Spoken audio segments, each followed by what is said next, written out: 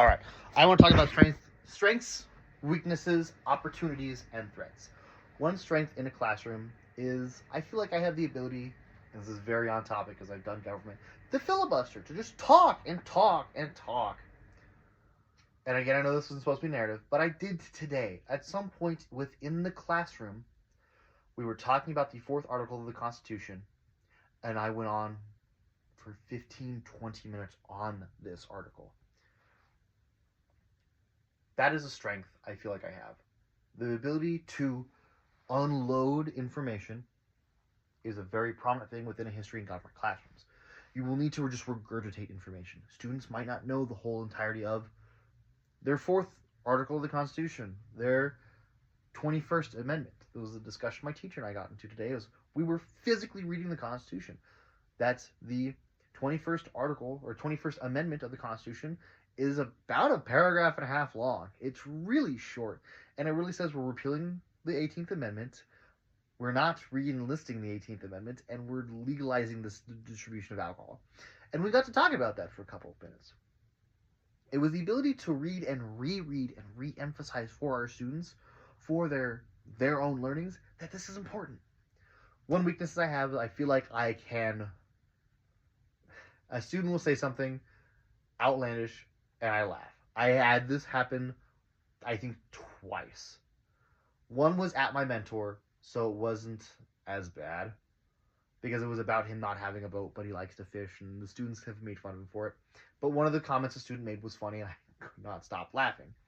But one time it was at another student, and they were friends, and I knew that they were friends, as I work at a pizza restaurant, and they actually have frequented this pizza restaurant.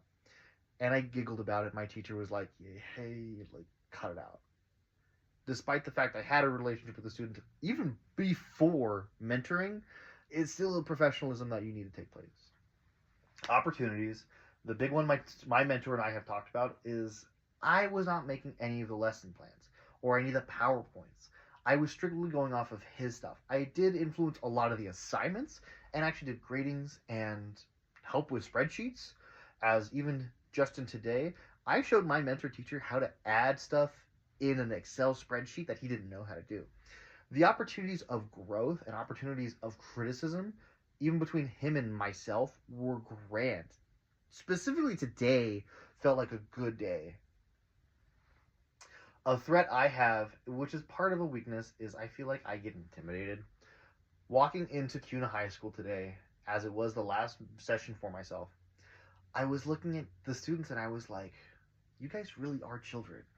I remember being an 18-year-old and being like, I'm an adult. And I was looking at these guys and I'm like, physically, you are children. While yes, I had facial hair as an 18-year-old, I did not have a beard like a man as I do now. As you can see, it goes down well past my chin. My chin is here. Here's where my beard ends. That's a solid couple of inches. Anyways, it's the idea that... I forget what song it is or who makes it, but there's a song called Teenagers Scare the Living S Out of Me.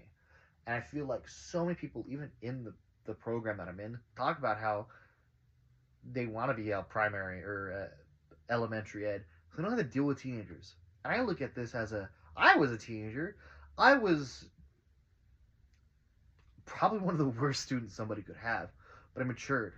It wasn't until I had a teacher who really... was somebody I was like, oh, this guy's a pushover, who really strung me in and was like, you need to shape up, and had a coming to Jesus moment. I feel like a threat I do have going into this is I feel defensive over specifics. I feel like I want the room for criticism, but I feel like I force it, and I dwell on it. And I let it be an enemy when I should let it be a progressive and constructive thing. I wanted to do this as a video.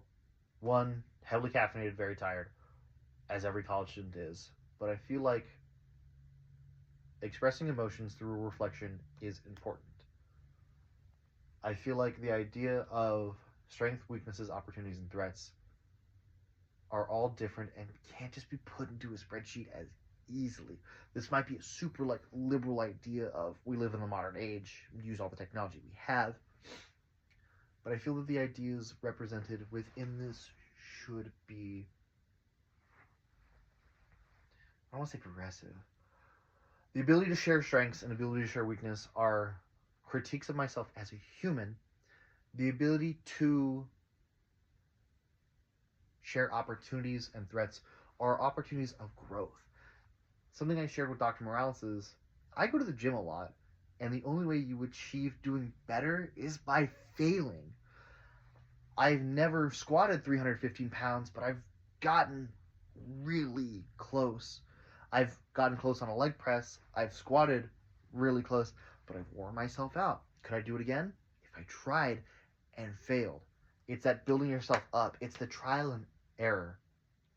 Recognizing error and fixing it is the opportunities for growth. I didn't want to keep this too long, so the upload time is short. We're about 6 minutes. I thank you, and I hope you enjoy this reflection.